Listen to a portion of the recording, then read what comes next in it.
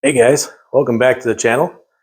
Thanks for coming back, or thanks for watching. It's your first time, or my first time. Anyways, got some big news. Got some parts I'm going to put on the car. Um, Pretty excited about this. In the past, all my builds have been, recycled racing, have been from the junkyard or Craigslist, or somebody left them on the side of the road, or whatever I can find. And just in the quest to make things handle better and work better, I modify and make parts. Um, since I'm planning to keep this here car, and it's supposed to be my fun car, I decided, well, I'm gonna skip those steps. So I went and bought a UMI suspension for it's a stage 3 kit. The reason I went with UMI was I did a lot of research on looking at what the A body's got bad front suspension geometry. Well, these UMI control arms have more caster already built into the arm, and it not solves it, but it gets pretty close to correcting a lot of the issues that the front suspension had. And this is right out of the box. And they have the Delrin bushings, which don't do all the binding things. So that was pretty much a selling point for me. That, and there's the tall ball joints, and you get all the cool guy stuff with it. But keep looking over here because they're over here. Got them all laid out. This is just upper and lower control arms and the coil springs. All my parts are kind of everywhere right now, but I'm gonna get this thrown in there. I don't know. I love this kit. I've dealt with a lot of aftermarket parts. Well, I mean, you can see I've dealt with a lot of aftermarket parts in my time, and I've had anything from parts falling out of the box when you order headers to brake rotors that come separate from the box because it just shot right out of the cardboard. And I was thinking I'm ordering a suspension, which is a lot of weight. So I can only imagine what's going to happen with these parts. I got these boxes, and it looked like they just got packaged next door. They were all double fiber taped on the outsides. All the boxes were very nice condition. Opened the boxes up, and there were more boxes. And around those boxes was paper stuffed in, so nothing's going to shift or move. And as you pull each individual box out of the box that it was already in, inside that box, the item is wrapped in more of that protective paper that, some people use the little blow up plastic things. This is paper all around it. Part itself was wrapped in butcher paper. And then it had, well, I got some of it back here, just all kinds of saran wrap wrapped around it. Like there was no movement in these parts within that box, which is great. Best packaging I've ever seen from a company is what I'm trying to say. Made sure I let them know that, because I know if you guys are ordering car parts like I am, 9 times out of 10 you're doing something to try to get a discount or get a refund or get a new part because it broke in the mail. That was cool. I'm blown away by that. So huge shout out to UMI on crazy fucking on a crazy technology that they're thrown into these arms. Most people just copy the old Mustang 2 stuff and be like, yeah, it's cool, it's black and it's shiny. They actually put some technology into it. So thanks, UMI. Another thanks to my buddy Brian Morris at Current Auto Performance for hooking me up with this deal. Couldn't have done it without you, Brian. Thanks. And I know you guys have probably all seen people put suspensions together.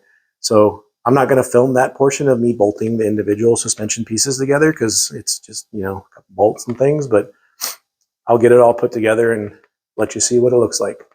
So hang in there. I'll be right back. Okay, I lied. I am going to show this. So as you can see, the D is for driver's side. And the lowers are labeled as well. Right back up in there. Right there. So, you don't got to worry about if you flip-flop back and forth. If you do, you'll probably notice that you have some clearance issues in here with it going the other way, but these actually fit really nice. I got mine rotated to the little bit more that way position, bring the tires back a little bit. Make sure that you have a little bump stop guy installed before you get your coil spring in there, because that nut's on the back. Don't be like, I'll do that later. Here, and we'll get to that. So put the upper and lower control arm on. Pretty simple. Upper control arm comes with the hardware. So I knocked out my little studs and I put their grade 8 bolts. Comes with 4 washers that are smaller than the other ones in the hardware kit. So 2 washers and then 2 washers on the outside. These little, I don't know what you call them, stove nuts, flange nuts, little crimped on the top guy nuts. And I'll put spacers in later. But I just wanted to show that, you know, does things. Well, you probably can't feel what I'm feeling, but it's smooth besides the upper control arm not being locked into place. So if you're running dust shields, which I was, but I think now I may take them off. If you're running the dust shields, they're gonna hit. Oh, I'll just take you out of here. See right there where it's impacting, and it just kind of rubs right along that side as you turn your spindle back and forth. That's no bueno. You could notch it, you know, right above this little ridge line right here, and just continue this drop down and make it look all factory. I may do that. I don't know. The alcohol will tell me in a bit.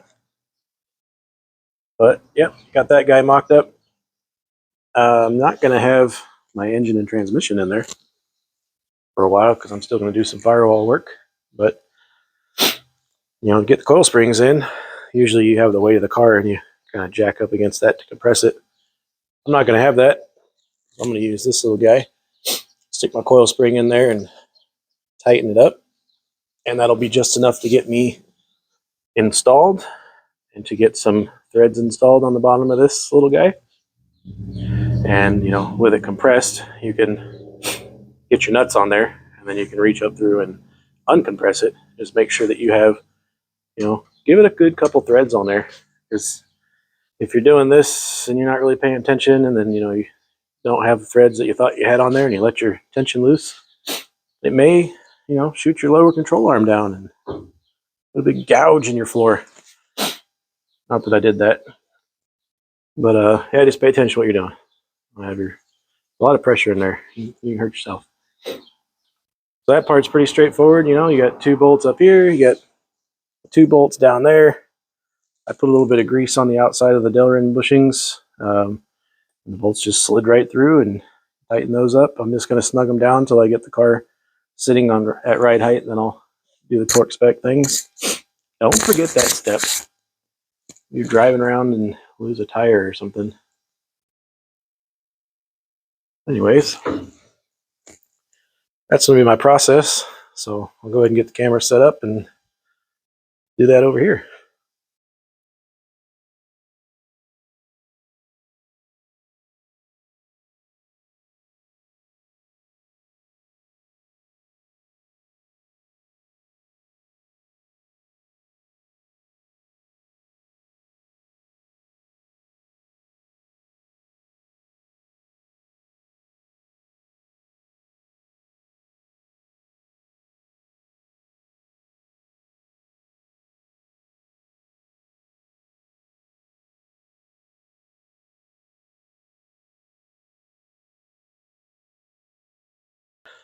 We got this in. One thing to make note of when you're installing these coil springs is the little circle that sticks down there. That coil spring seats right up on that. So if you're like offset or something, the car is going to be all wonky and like 3 inches taller than it needs to be. So kind of hard to mess up when you got this top of the compressor here goes right through that shock hole. So it kind of centralizes everything as it gets pushed up there. Another thing you got to orient is the little tang on the bottom. You'll see it on the bottom of the plate for the lower control arm. There's a little ridge and they sit right up against each other. And while you're jacking it up, it doesn't really like to go straight like that. So you kind of got to give it some coercion there a little bit. But don't be super tensioned on it yet with all the spring weight, because it's really hard to move. So just kind of add some tension and get it in the right spot and then lift it up. Make sure you have these on all the way before you disconnect your spring tensioner. And I do the spring tensioner or I'm sorry, the spring compressor, I would take that out first and then slowly lower with your jack. That way you get all your tools out of the way that won't launch into you. As far as greasing goes, on the lowers, I was able to take that center bushing, the rubber or the metal bushing out, and I coated it with some grease, put it back in, and I coated the sides with grease. UMI says use Super Lube, multi-purpose synthetic grease. Great, my wife loves it. Just kidding. But I got some of this in the little use a whole glob full can, and I also got some in the little tiny squirter jobs. So they said specifically, don't over grease them. Eats the bearings down. So I'm just going to give them a few pumps and cycle everything through its cycle engine. Make sure all that's good, and don't forget to squirt some in the ball joints. You know, you got to have some stuff in there because those are empty. And then tighten down your ball joints. Put your cotter pins in. Yep. Forget to tighten all the things. I got both bump stops on. Lower one already comes installed. The upper one's in there. Coil spring, control arms. Got my spindles in there. And you can see where I'm at, you know, all the way drooped down. I'm sitting at probably a degree or two. So that's nice. Actually, let's measure that.